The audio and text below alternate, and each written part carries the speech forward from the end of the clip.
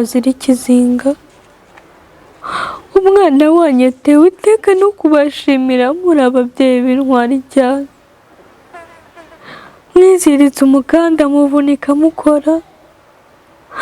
Mwariye ibitumbwe mutaye igicuku, agahishije mwarakamuhaye kugira ngo abashe gukura.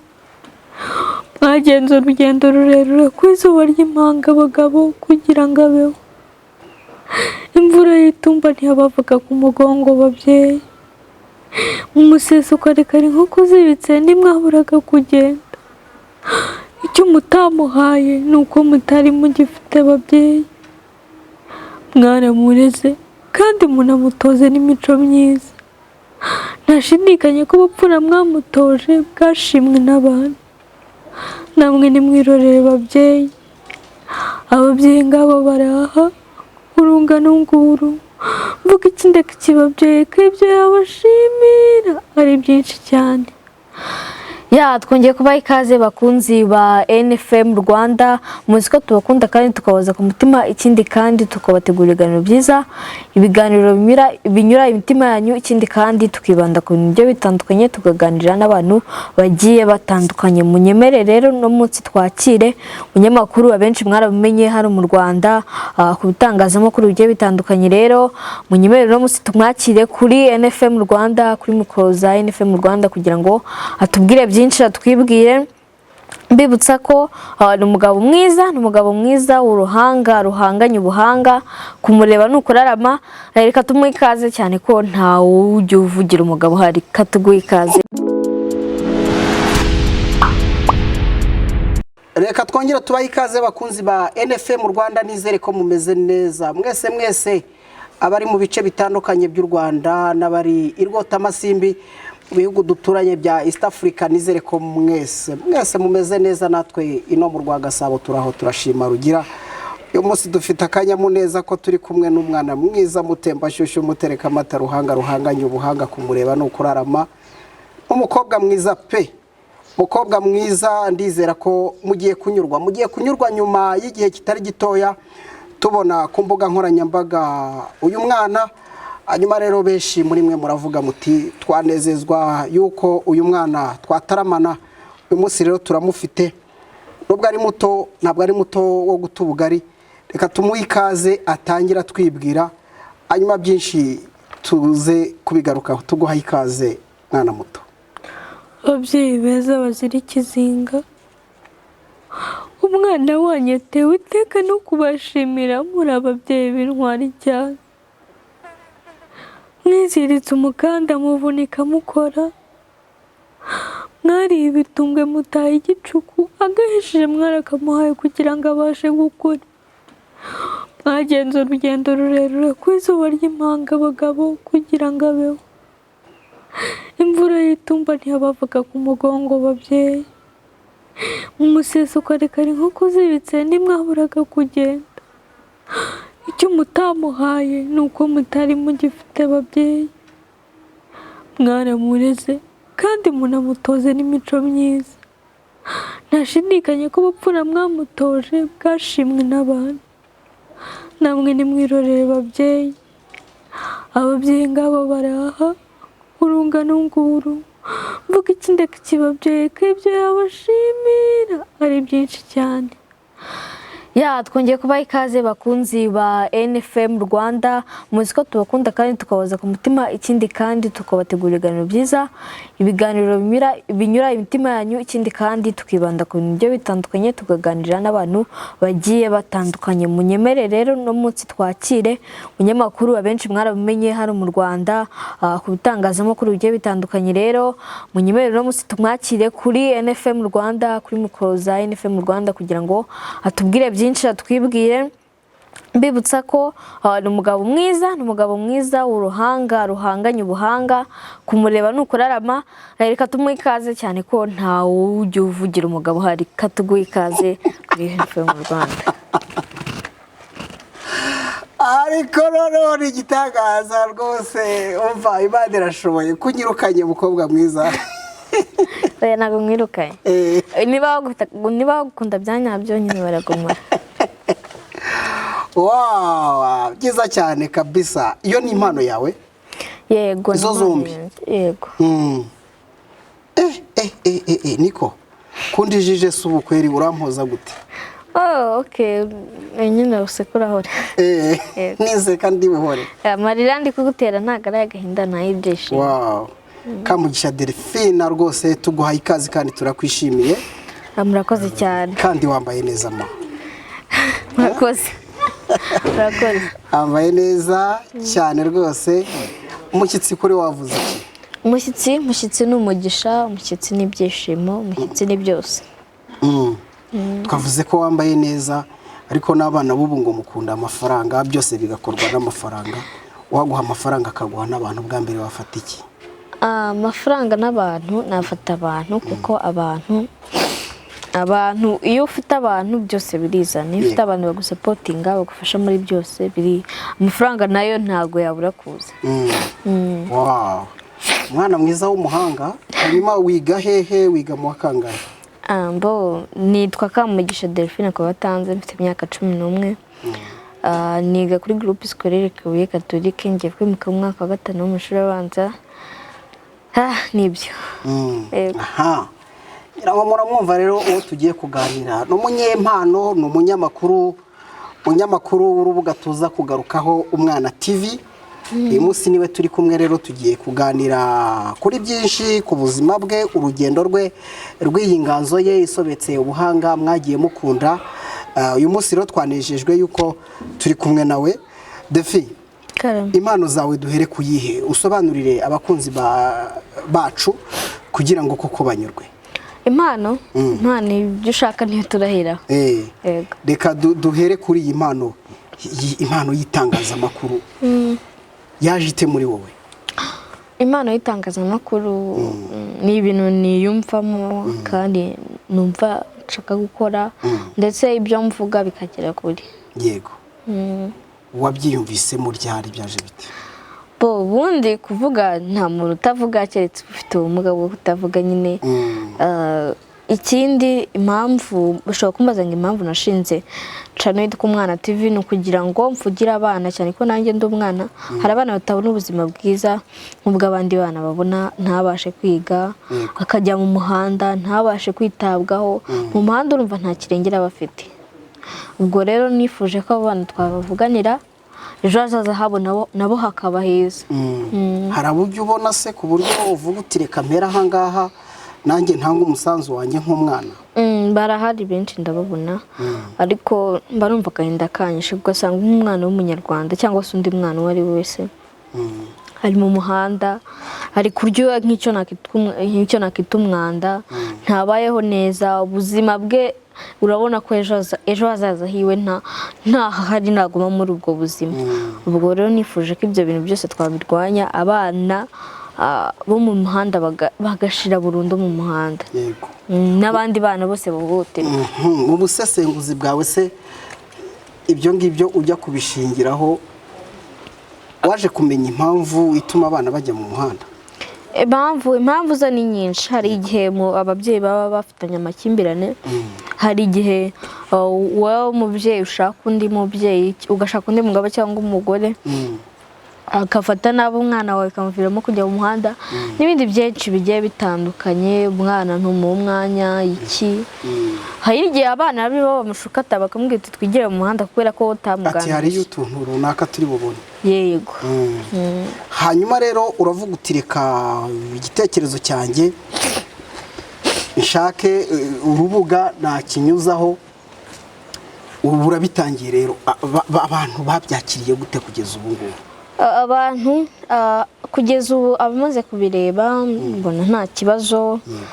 Kandi abantu benshi bakunda abana, nubwo hajya habaho guhohoterwa kw'abana, gusa abantu benshi bakunda abana ndetse baranshyigikira. Ndashimira n'abantu banshyigikira aho bari hose, n'abataranshigikira. Nta kindi wakora usibye gukanda subscribe ku Umwana TV. Wow. Kamugisha Delphine nawe ni umuhanga mu magambo. Umuhanga kuko mushobora kuganira bukira bugacya. Afite impano nk'uko imwe amaze kwisobanura y'itangazamakuru, aho avuga ati ndifuza kuvugira abana mu bibazo byinshi bigiye bitandukanye, ariko hari n'impano yo kuriza abageni. ubundi ubigenza ute iki cyo rwose kuko no mu kanya nanjye urandishije ubigenza ute ibi bintu ubundi imisango y'ubukwe basaba umugeni bakamuhabwa bagaka umugeni bikagera akaza rero muri cya gihe abatahira baba bahawe umwanya ndetse n'abandi bantu bose nanjye ndabanza nkatangira nkavuga ibibazo byanjye nuko nguko bigenda yego umaze gutaha amakwe angana iki amakwe no ntago ari amakwe n'ubukwe bavuga ubukwe noneho ubwo nanjye unyigishije kuvuga ntabwo bavuga amakwe bavuga ubukwe hanyuma ubwo umaze gutaha ubukwe bungana iki kugeza ubu ngubu kandi uvuga uti hari abanyarwanda bamaze kugenda bumva ibisigo byanjye ubukwe bwo ntabwo ari bwinshi ariko nanone si buke buraringaniye ariko gusa ntabwo navuga ngo ntabwo nabubara ni bwinshi ariko nanone si bwinshi cyane ndacyari nkeneye kwiga n'ibintu byinshi mbega biracyari hasi cyane yego iyo uri mu bukwe rero umuntu afite amatsiko yo kwibaza ngo abageni babifata bate abageni ubwo n'umuhungu n'umukobwa umukwe n'umugeni ariko none uyu mwana ni igitangaza bavuga umukwe n'umugeni none njye nari mvuze ngo abageni ni ukuvuga ngo umugeni ni umwe n'umukwe ni umwe ukoze cyane rwose iyo uri kumwe n'umukwe n'umugeni rero mu misango y'ubukwe babyakira gute bararira koko kurira bwo bararira bakiyongeza ariko barize biranshimisha ntabwo mba nshaka kubakubita ngo barire amarira y'agahinda mba nshaka amarira y'ibyishimo umuntu ashobora kwibaza ngo mu by'ukuri uyu mwana ko ari muto ukaba ufite amagambo atyaye amagambo kandi y'inyuramutima ntekereza ko abakunzi bacu bari kubibona uburyo wabitangiyemwo mu by'ukuri ibi bintu ni wowe ubyiyandikira cyangwa hari umuntu ugufasha ibyo nkora ababyeyi banjye baransapotinga kuko urabizi ko umwana agirwa n'ababyeyi be agirwa n'abantu bamuri impande ubwo rero nagiye njya mu bukwe bwinshi bugiye butandukanye nkukama amagambo menshi n'ababyeyi banjye bakanyunganira nkabasha kubyandika nkabishyira muri rya jwi ryo kurira nkajya kubisohoza ariko mu kanya twakwakiriye nizere ko urabizi ko iyo umuntu ageze mu rugo rw'umuntu arakirwa ntuvugane ivata rero wongere usomeho hanyuma ibintu bigende neza inshuti zacu mudukunda rero muri hirya no hino ntekereza ko uyu wari umwanya mwiza wo kugira ngo tubahuze n'uyu mwana cyane ko benshi mwari mukeneye kumubona mwari mukeneye kumva turiho tuganira aka kanya ni umunyempano zitandukanye yagiye azigarukaho cyane cyane mu misango y'ubukwe hari iz'abageni akariza n'abatumirwa ngira ngo nimuza kunyarukira ku rubuga rwe rwitwa Umwana TV byinshi muraza kugenda mubibona n'umwari mwiza ukiri muto ariko utari muto nanone wo guta umutsima wata umutsima umuntu awuguhahira ahubwo aho gutibuye no guta umugati wata iki aho gutibuye no guta umugati aho guta ibuye no guta umugati wata iki byose ko bifite umumaro usubwo wata iki cyangwa wata urubuye warututese kandi uzi ukuntu wari wabona ahantu bubatse inzu ifite igifondasiyo kigizwe n'ibuye ukuntu iba ari sawa ndagutsinze ahubwo wowe waturubuye njyewe ntaturubuye cyangwa uri kuvuga ikindi kinyarwanda ntamenye dore ko oya hari umugati n'ibuye nyine urambashije ngiye wo guta umugati no guta ibuye natiki ngiye nata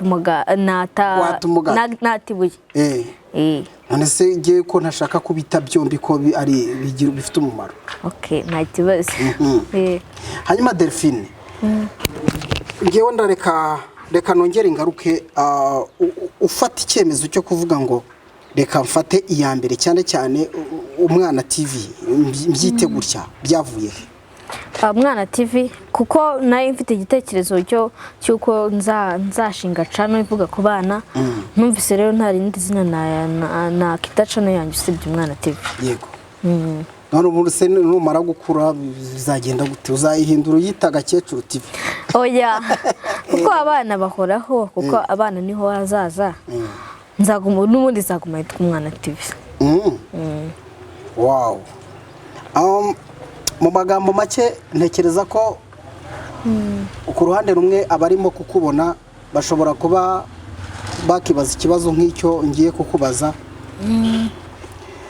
Ninde hano mu Rwanda, kuko u Rwanda dufitemo abagabo n'abagore b'inararibonye muri byinshi, ninde ufatiraho icyitegererezo ushaka kuvuga uti uyu muntu hari byinshi mwigiraho kandi numva agomba gushingura intambwe nanjye nkakandagiramo? Nko ku nyamakuru cyangwa ku oya, umunyarwanda ukora ibikorwa wumva rwose nawe bigize ihira. Okay, nabyumvise. No, abanyarwanda bose bafite ubuhanga. Yego. Ndetse ibyo bakora babikorana ubushishozi bwinshi. Ubwo rero abanyarwanda bose icyo nababwira ngo ari abahanga kandi bansabye ngo guhitamo, bose nabahitamo kuko twese turi bene Kanyarwanda. Yego. Yego. Reka rero buriya bajya hari umugani w'ikinyarwanda, ujya umenya imigani? Migani mike. Ujya umenya mike. Hari umugani w'ikinyarwanda uvuga ngo biryoha bigize bite? Biryoha bishize. Biryoha bishira nako biryoha bishira. Biryoha bishize. Buriya amagambo kugira ngo aryohe asubirwamo. Asubirwamo. Kugira ngo amagambo aryohe asubirwamo. Biryoha bisubiwemo. Wowe waruzi ko biryoha bishize? Kuko biryo urabona ibiryo iyo bifite nyine ari byinshi avuga ati icyose nibishagenda birya ari duke biraryoha. Reka wongere udukorere mu nganzo, wongere uturirize umuntu uri kukureba twumve nanone. Amashuri yarize kubera mwebwe, mwamutoje gukunda Imana n'abantu, mwamutoje kuba mukuru n'umuto. Ikindi kandi mwanamutoje n'umuco n'umwe mu ndangagaciro z'umunyarwandakazi. Ikindi kandi umubano wanyu uzira amakemwa nibyo bizamuranga mu rugo rwe. Ntabwo azatatira igihango cy'umuco mwamutoje. Umugabo we azamwubaha, azamugandukira, azamuhesha ishema rimukwiriye mu rugo rwe. Gusa Imana yo mu ijuru izabimufashemo. Wow. Ako ndi kumva hano hantu haramutse hari n'umugeni ugiye kurongorwa muri iyi minsi, yahita guhamagara byihuse akavuga ati uyu mwana ndamushatse. Nta kibazo bamumagara. Uri tayari? Igihe cyose uhora uri tayari. Ariko wa mugani ibintu ukunda iyo wagiye mu bukwe uvuga uti ikintu rwose ngihushije nakumva ntanezerewe ni igiki cyo kurya cyangwa cyo ikintu cyo kurya cyangwa cyo kunywa nahusha mu bukwe? Ukavuga uti ndahombye buriya bukwe bwambihiye. Biryo byose biraryoha. Bitumye ahubwo nanakubaza, hari abageni ubyuriza ukabona wapi ntibarira banze kuri barahari. Gusa nyine ntago nifuje kubavuga mu mazina, gusa hari abo bajya bariza ntibarire, gusa ngewe ibyo ngibyo ntibiramba. Ubyakira ute? Ntabwo biguca intege ngo uvuge ngo ndimo ndabona bidashoboka? Ubundi ibintu byose biberaho kwigisha. Yego. Niba ibyo ngibyo atarize ugomba gushyiramo imbaraga utakazarira. Hanyuma rero reka tugaruke kuri uru rubuga rwawe twagiye tuvangavanga zino mpano zawe zombi, kandi ni byiza kugira ngo binaryohereye abakunzi bacu. Ahangaha tubona nk'ubu ku rubuga rwawe twagiye tubona kuvugira abana, ariko ugasanga uri uravugana n'abantu bakuru. Kuki utavugana n'abana? Abana nabo ndabavugisha. Niba mwakurikiye neza harimo n'abana twagiye tuvugana. Yego si abana cyane, gusa n'abana. Ubundi umwana amategeko y'u Rwanda avuga ko ari guhera ku myaka 18 kumanura hasi. Ubwo rero hari abana twagiye tuvugana nko mu video ya mbere. Abana twaravuganye nuko atari benshi cyane ko uba ugomba no kumva ibitekerezo by'abantu bakuru ko babyumva. Yego.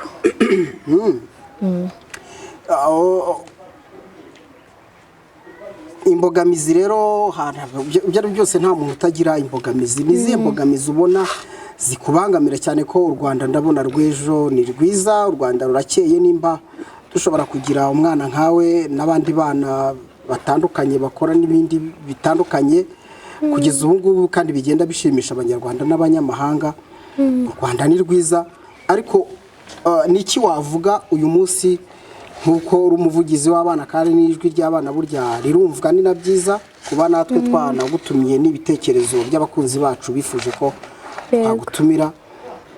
Hanyuma niki wabwira abahohotera abana mu buryo butandukanye, niba na byiza unabasobanurire umwana uburyo wahohoterwamo?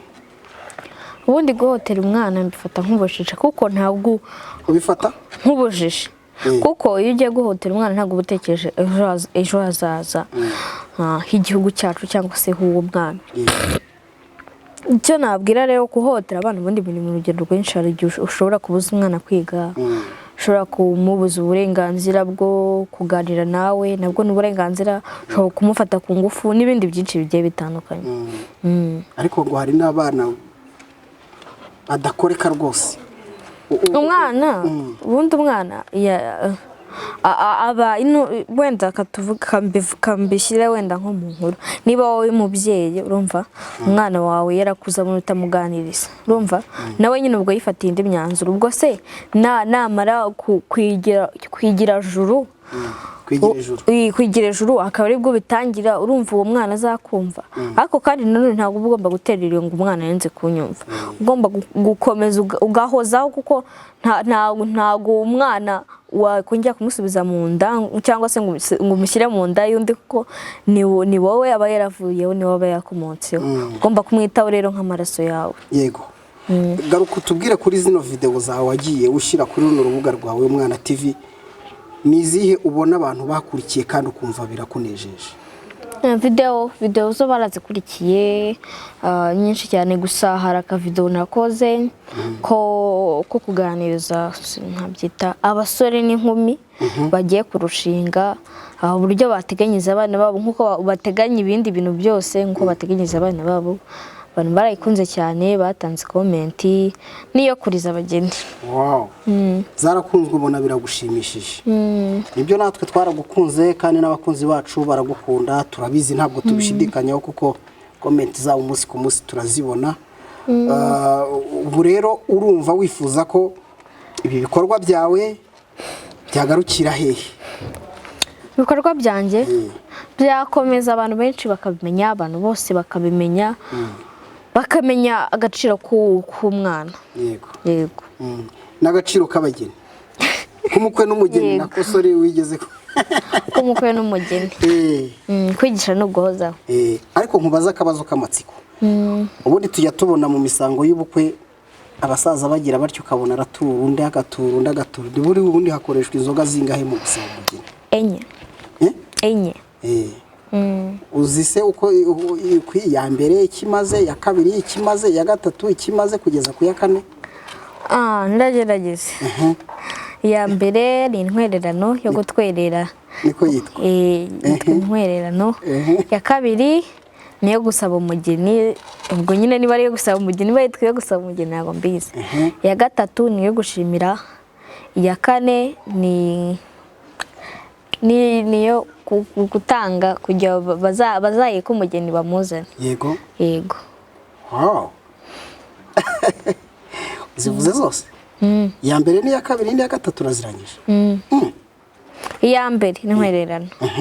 Iya kabiri yo gusaba umugeni. Ya gatatu yo gushimira. Ya kane yo guheka umugeni. Amashyi.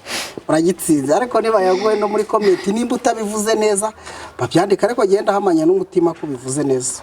Uri umuhanga rwose. Ibi bintu wabyirutse ubona so abikora, wabyirutse ubona nyokorome so wanyu? Nabyirutse mbona abanyarwanda babikora. Yemwe abanyarwanda ngano ni hano ni igitangaza. Hanyuma Delphine, mu gihe tugiye gusoza rero kino kiganiro, niki watubwira ku mbogamizi z'ibikorwa byawe? Kandi koko nukuri nkuko nabivuze, u Rwanda rugiye gucya. Nimba dufite abana nkawe, tukaba dufite abana rwose bafite ibitekerezo nk'ibi ngibi, nikizere cyejo hazaza h'u Rwanda. nizihe mbogamizi ufite ndetse ushobora kubwira abakunzi bacu kugira ngo wagutera ingabo mu bitugu abona hahera? Imbogamizi mfite urabizi, imbogamizi ntizabura mu bintu ukora, gusa imbogamizi zo hari kamera, urabona nko gufata amashusho, umuntu aba akeneye amashusho meza, ikindi kandi aba akeneye ko ibintu bigera ku banyarwanda ibibageraho ku gihe, ubwo rero ibyo byose ntibigenda neza bitewe n'ikibazo cya kamera. Ikindi ndasaba inkunga ku banyarwanda bose, bajye kuri YouTube bandikamo Umwana TV, bakore subscribe, bakore share, like na comment n'ibindi byinshi. Yego. Ndumva hari ikigusobwe mu byo tuganiriye, se ngo ube wacyongeraho dusoza ikiganiro? Icyaba kinsobwe, icyo nasoza mbwira abanyarwanda ni ukwita ku bana, kugira ngo ejo hazaza azaba ari heza, batwiteho kugira ngo, kuko ni twebwe Rwanda rw'ejo, ni twe tuzagira ibyo tugeraho birenze ibyo bagezeho. Nasaba rero batwiteho. Yego. Gusoza rero, byari byo byose, hari uwegereye uri ufite smartphone asanze ikiganiro kigezemo hagati, hari ukuntu twatangiye, wongera uyitse gatoya, hanyuma wongera uzamukire muri wa muryo wa mbere twite ducutsa kuri z'abageni. Yego rwose.